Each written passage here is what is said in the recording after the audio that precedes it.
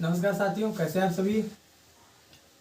साथियों, आज हम लोग छोटे से विषय में बात कर रहे हैं। आज का हमारा जो टॉपिक है वो नागरिक शास्त्र का भाग 4 है। और आज मतलब कि कोई वो नहीं, शीत युद्ध के दायरे, मतलब कि एरियाज ऑफ कोड वार।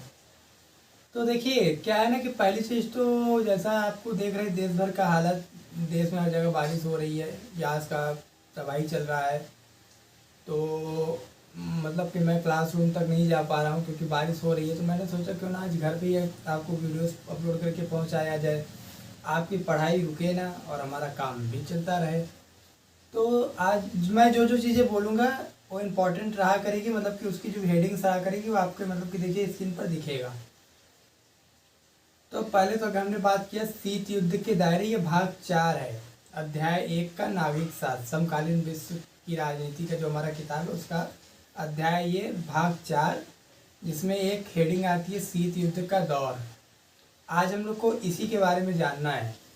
तो पहली चीज़ तो हमको ये जानना जरूरी कि आखिर ये शीत युद्ध के दायरे का कहने का मतलब क्या है, कि शीत युद्ध मतलब क्या कह रहा था। अगर हम किताब की दृष्टि से आपको बताएंगे, हालांकि कुछ फैक्ट लगेगा तो इम्पोर्टेंट चीज़ें भी मैं अपने तरफ से बताऊंगा क्योंकि छोटी ज्ञान का यही वो है। तो सबसे पहले तो मैं आपको आज ये बता दूं कि देखिए, जो शीत युद्ध के दायरे जब हम बात शीत युद्ध के दायरे की करते तो हमारा आशय जो है दोनों महाशक्तियाँ, कौन कौन, अमेरिका यूएसए और सोवियत संघ, दोनों महाशक्तियों के मध्य पैदा होने वाले संकट या जो संकटें बन चुकी है, तनाव, ये सब की स्थिति जो है शीत युद्ध के दायरे कहलाती है। हालांकि शीत युद्ध के दायरे का ये मतलब नहीं है कि खाली वही का है उसी की चीज़ों को कहा जाएगा। शीत युद्ध कई जगह होता है। आज के समय में बात करें तो जैसे दो टॉपर्स के मध्य कभी कभी मैंने देखा है, मतलब दो पढ़ने वाले लड़कों के बच कोड वार की सब हाथापाई नहीं कर सकते, लेकिन अंदर से जलस रहती है, वो जलस खत्म नहीं होती जल्दी। मेरा आज हम लोग से कोई नहीं, हम लोग बात खाली दो महाशक्तियों के बारे में ही करेंगे। जैसा कि हमने ये जाना कि शीत युद्ध क्या है, तो मतलब शीत युद्ध के दायरे का कहने का क्या तात्पर्य है, तो हमने आपको बताया कि जब हम बात शीत युद्ध के दायरे की करते हैं तो हमारा कहने का आशय है कि दोनों महाशक्तियाँ यूएसए और अमेरिका के मध्य पैदा होने वाले संकट से है, या जो संकट पहले से बन चुकी है उनसे है।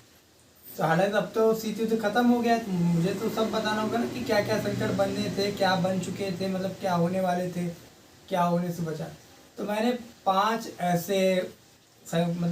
ऐसे क्राइसिस को, एक्सीडेंटल केसेस को मैंने निकाला उसमें से, जो कि आपको बताना है। पांचवा जो है वो आपको मैं बाद में बताऊंगा, इसमें नहीं बताऊंगा क्योंकि उसका मैं एक्सप्लेन जब हम उसमें आएंगे ना, प्रश्नावली हल करेंगे, तब उसमें हम आपको बताएंगे कि हाँ देखिए ये था पांचवा। 4 के बारे में आपको जानना बहुत ज़रूरी है। 4 में जो चौथा रहेगा वो आपकी सबसे पहले किताब का पहला टॉपिक वही है। तो मैं अब जैसे जैसे बोल रहा हूँ आपके स्क्रीन पे देखिए दिख रहा है कि दिखने वाला है। हमने क्या बताया पहले आपको कि पहला जो है बर्लिन की घेराबंदी तथा जर्मनी का विभाजन, ये मेरा पहला टॉपिक है और इसका सबसे महत्वपूर्ण संकट है। और दूसरा हम बात करें तो दूसरा है कोरिया का युद्ध, जो कि 1950 से 53 तक के मध्य तक चला। हालांकि उतना नहीं था, लेकिन आगे मैं आपको बता रहा हूँ कुछ और भी। तो तीसरा जो हमारा आता है वो है कांगो संकट। और चौथा जो है हमारा, जो अभी हमने बोला कि चौथा जो हमारा पहला ही किताब के अध्याय के पहला ही टॉपिक आता है, अध्याय 1 का पहला टॉपिक है ये क्यूबा का मिसाइल संकट। और क्यूबा के मिसाइल संकट इतना इम्पोर्टेंट है कि ये कहा जाता है ये शीत युद्ध का चरम बिंदु है। चरम बिंदु का कहने का मतलब ये है कि ये ऐसी घटना से वो हुआ कि जैसे लगा कि अब तो तीसरा विश्व युद्ध होकर ही रहेगा और पूरी दुनिया दहल रही थी। अभी हम इसके बारे में आपको बताते हैं इस टॉपिक पे आने पे। तो सबसे पहली चीज हम लोग बात कर लेते हैं कि बर्लिन की घेराबंदी और जर्मनी का विभाजन, इसका क्या कहने का मतलब है। तो देखिए, द्वितीय विश्व युद्ध जब समाप्त हुआ था तो द्वितीय विश्व युद्ध के समापन के समय क्या था ना कि अमेरिका, फ्रांस और ब्रिटेन, इन तीनों ने क्या किया था ना कि जर्मनी के जो पश्चिमी भाग था, पश्चिमी क्षेत्र जो था उस पर ये सब कब्जा कर लिए थे। तो सोवियत संघ आगे बेटा मैं पीछे नहीं रहूँगा, मैं भी हूँ, मेरा भी थोड़ा भौकाल रहती है। तो इस तरह से सोवियत संघ ने क्या किया कि जो जर्मनी का पूर्वी भाग था, और जर्मनी के ही उस पर, क्योंकि जर्मनी जो था वो दूसरे विश्व युद्ध से पराजित हो गया था, हार चुका था, हार गया था, इसलिए उसके भाग पे कब्जा किया जा रहा था। तो सोवियत संघ ने पूर्वी भाग पे कब्जा कर लिया जर्मनी के। तो इस तरह से क्या था कि अब दोनों में तनावपूर्ण की स्थिति बनी हुई थी। कैसे? क्योंकि ये जो घटना घटी थी ये 1949 के समय की बात है। तो उस समय तक क्या था कि अब दोनों मतलब अपने अपने वर्चस्व को बढ़ाने में लगे थे दुनिया में कि हाँ भाई मुझसे बड़ा कोई महाशक्ति है ही नहीं। अमेरिका कह रहा था नहीं मैं हूँ सबसे बड़ी महाशक्ति हूँ, और यूएसएसआर कह रहा था कि नहीं मैं हूँ। तो इस तरह से जब देखा गया कि दोनों के मतलब कि आपसी मतभेद नहीं खत्म होगा, आपसी संबंध अच्छे नहीं हो सकते, तो दोनों ने क्या किया, 21 सितंबर 1949, मेरी बातों को ध्यान से सुनिए, आप पॉइंट नोट कर सकते हैं। 21 सितंबर 1949 में 49 को इन दोनों ने मतलब कि जो पहले तो अमेरिका, ब्रिटेन और फ्रांस ने क्या किया कि जो जो पश्चिमी क्षेत्र पे कब्जा किया था उसको उन्होंने एक नया देश घोषित कर दिया, नए देश की स्थापना कर दी, और उस देश का नाम पश्चिमी जर्मनी के नाम से जाना जाता है, जिसे फेडरल रिपब्लिकन ऑफ जर्मनी के नाम से कहते हैं। मतलब एक स्थापना कर दी जिसका नाम पड़ा फेडरल रिपब्लिक ऑफ जर्मनी। तो यूएसएसआर ने भी यही काम किया। यूएसएसआर ने क्या किया ना कि उसे जो पूर्वी भाग पे उसने कब्जा किया था, उसने भी यही काम कर दिया कि वो एक पूर्वी जर्मनी, उसका जो कब्जा वाला क्षेत्र वो पूर्वी जर्मनी कहलाया, नया देश घोषित हुआ, और उसने जो है जर्मनी प्रजातांत्रिक गणराज्य की स्थापना कर दी। इस तरह से दोनों का तनातनी हुआ। हालांकि कहा ऐसा भी हुआ कि जब 1990 में जब दो ध्रुवीयता का अंत हो रहा था, तो उस समय क्या था कि जर्मनी का एकीकरण हो गया था, और इसे जो बर्लिन की दीवार है, यही जो है बर्लिन के मतलब कि एक तरफ का भाग यूएसएसआर का था, एक तरफ का भाग जो था वो यूएसए का था। ये हमारा था बर्लिन की घेराबंदी तथा जर्मनी का विभाजन। आपको बस इसमें 3 से 4 पॉइंट लिखना पड़ेगा। अगर एग्जाम में लॉन्ग टाइप क्वेश्चन से पूछा है, शॉर्ट में पूछा तो आप खाली इन चारों के नाम लिख दीजिए और ये बता दीजिए कि शीत युद्ध दायरे क्या है, आपको पूरा नंबर मिलेगा। नंबर में आपका कोई कटौती नहीं होगी। अगला हमने आपको बताया है कि कोरिया का युद्ध। देखिए अब कोरिया को अगर हम आपको बताएं ना, तो कोरिया क्या है ना कि कोरिया ये एक, जब द्वितीय विश्व युद्ध के अंतिम समय में हमने जो चीज़ किताबों में देखी वही आपको बता रहे। द्वितीय विश्व युद्ध के अंतिम समय में और शीत युद्ध की भेंट चढ़ गया ये, क्योंकि द्वितीय विश्व युद्ध का जब अंतिम समय था ना, तो उस समय जर्मनी का इस पर नियंत्रण था। कोरिया देश पे जर्मनी का नियंत्रण था, तो जर्मनी ऑलरेडी हार ही चुका था। तो कोरिया पे क्या था ना कि उत्तरी कोरिया पे शाम में यूएसएसआर ने मतलब सोवियत संघ ने जो है उत्तरी कोरिया पे साम्यवादी व्यवस्था की स्थापना करनी शुरू कर दी, और वहाँ से जो है जर्मनी की जो सेनाएं थी वो हट गई। तो यूएसए ने भी क्या किया कि यूएसए और उसके मतलब कि अमेरिका और उसके पश्चिमी देश जो थे वो सब मिलके क्या किए कि दक्षिण का जो भाग था कोरिया का, उस पे जो है कब्जा किया, नियंत्रण कर लिए, और उस पर उन्होंने अपना पूंजीवाद और अपने तरह से उन्होंने अपना व्यवस्था स्थापित कर दिया। इसका मत इतना बढ़ गया कि इसे जो है जो अपना संयुक्त राष्ट्र संघ है, यूएनओ, यूनाइटेड नेशनल ऑर्गेनाइजेशन, जो संगठन है जिसमें WHO, वर्ल्ड विश्व बैंक आता है और विश्व स्वास्थ्य संगठन आता है, ये सब जिसमें आते हैं, मतलब कि इन सब के उसने यहाँ तक की बोला। अभी इसके बारे में मैं आपको बताऊंगा कि आखिर ऐसी कौन सी वजह थी कि इन दोनों महाशक्तियों का जो युद्ध मतलब कि जो कोल्ड वार की स्थिति बनी थी, तो इसको क्यों नहीं खत्म कर पाया, मैं इसके बारे में आपको बताऊंगा। तो क्या था ना कि इस युद्ध में जब संयुक्त राष्ट्र सुरक्षा परिषद के पास गया, जब इसका जो प्रस्ताव यूएनओ में गया, तो यूएनओ ने जो है इसमें मतलब कि जो अमेरिका यूएसए के तरफ की जो पार्टी थी वहाँ पर उन लोगों ने इसका विरोध कर दिया, और ये विरोध तनातनी इतनी चली दोनों के मध्य, दोनों गुटों के मध्य की अंत में जब ये 1953 तक 3 साल तक इसमें मतलब कि युद्ध की स्थिति बनी रही और युद्ध होते भी रहे दोनों, और अंत में जब ये सुलह हुआ मतलब कि कंप्रोमाइज़ बना कि अब जो है जो उत्तरी कोरिया है उसे एक अलग दर्जा दिया गया, उसको उत्तरी कोरिया का दर्जा मिल गया, और दक्षिणी कोरिया को दक्षिण कोरिया, जो मतलब कि जो दक्षिण का प्रांत यूएसए में था, अमेरिका के और पश्चिमी देशों के उस पर था, नियंत्रण में था, उसे जो है दक्षिणी कोरिया के नाम से जाना गया, और उत्तरी मतलब कि जिस पे साम्यवादी सोवियत संघ का अधिकार था उसे जो उत्तरी कोरिया, वो आज भी एकदम ऐसे ही बना हुआ है। और अगला बात करें कांगो संकट। पहली चीज तुमको ये जानना जरूरी है कि आखिर ये कांगो है क्या। कांगो कंगारू का तो कहीं कोई वो नहीं है, ऑस्ट्रेलिया से तो इसका कोई संबंध नहीं है। यदि हम आपको बता दें कांगो के बारे में, तो कांगो जो है अफ्रीका में एक छोटा सा गणराज्य है, लोकतांत्रिक गणराज्य है कांगो, जिसमें क्या है ना कि वहाँ पे जब 1960 की दशक में उस पे जो है कांगो पर बेल्जियम ने अपना मतलब बेल्जियम से वो आज़ाद हुआ था, तो वहाँ पे जो है जात कैटेगरीज मतलब कि धर्म जात पात का धर्म और उनका बहुत भेद था, काले गोरों की, ये सब अफ्रीका की मतलब बता रहे आपको कि वहाँ की यही स्थिति बनी रहा करती थी।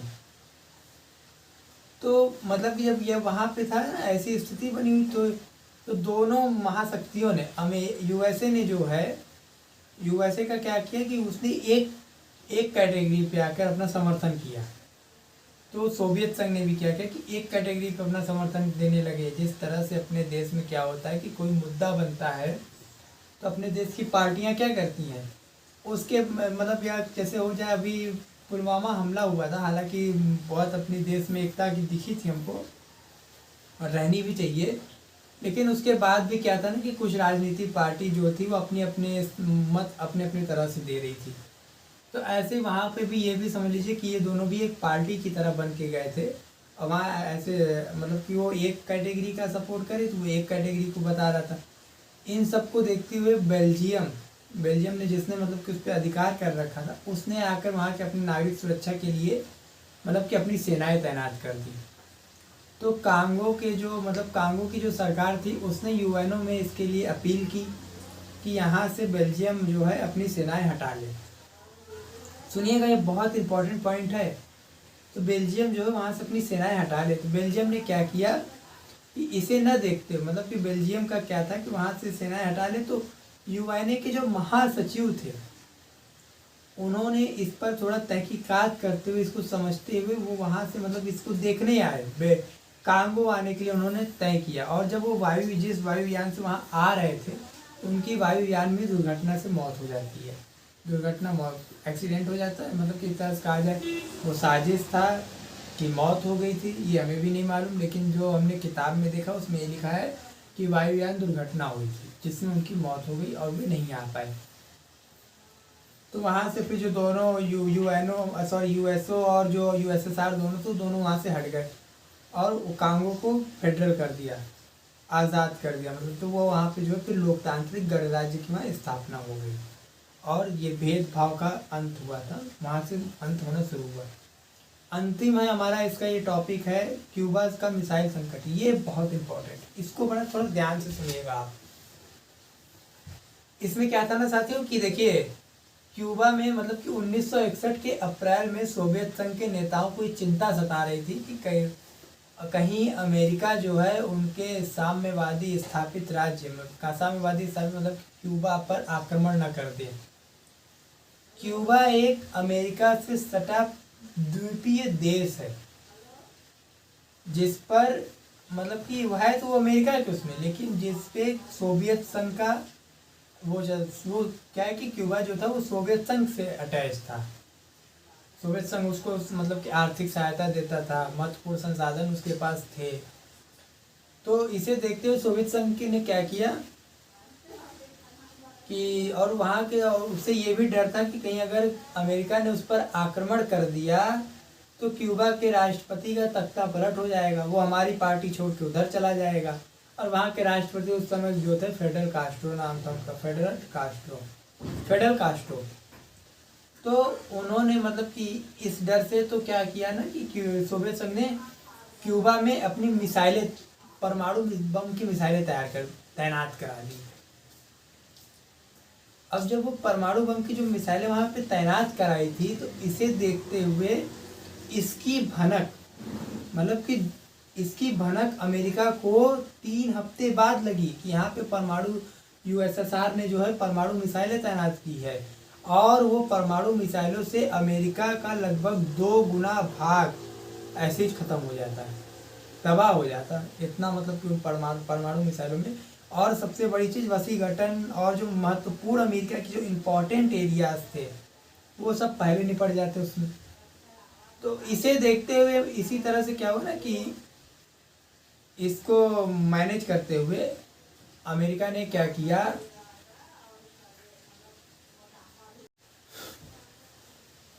क्यूबा में जो तब ये परमाणु मिसाइलें जो तैनात थी इसकी भनक अमेरिका को मतलब कि 3 सप्ताह बाद लगी। तो जब इसकी सब भनक मतलब कि वहाँ अमेरिका के राष्ट्रपति ने क्या किया, मतलब कि अमेरिका के राष्ट्रपति जो थे उन्होंने इस पर विचार किया कि पहली चीज़ तो वो हिचकिचाने लगे कि अगर हम लोग कुछ कर भी नहीं सकते। तो उनका मतलब कि वहाँ अमेरिकी नेताओं ने और वहाँ के जो राष्ट्रपति उनका नाम था जॉन एफ कैनेडी ने जो है ये आदेश दिया, आदेश मतलब कि उन्होंने आदेश दे दिया कि सोवियत संघ से आने वाले कोई भी जहाज, मतलब कि उन्होंने सोवियत संघ से आने वाले जहाज पे रोक लगा दी और क्यूबा के अगल बगल जो है उस पर जंगी बेड़े लगवा दिए। जंगी बेड़े का मतलब ये होता है कि पूरा मतलब कि उत्तरी अमेरिका से दक्षिणी अमेरिका तक के मध्य में जो है जो महासागर है उसमें क्या है कि उन्होंने जंगी बेड़े लगवा दिए जिससे सोवियत संघ का कोई भी जहाज आएगा न जाएगा। जब उस समय की स्थिति थी तो पूरा देश टहल गया था कि अब तो तीसरा विश्व युद्ध होकर ही रहेगा और यही शीत युद्ध की चरम बिंदु मानी जाती है।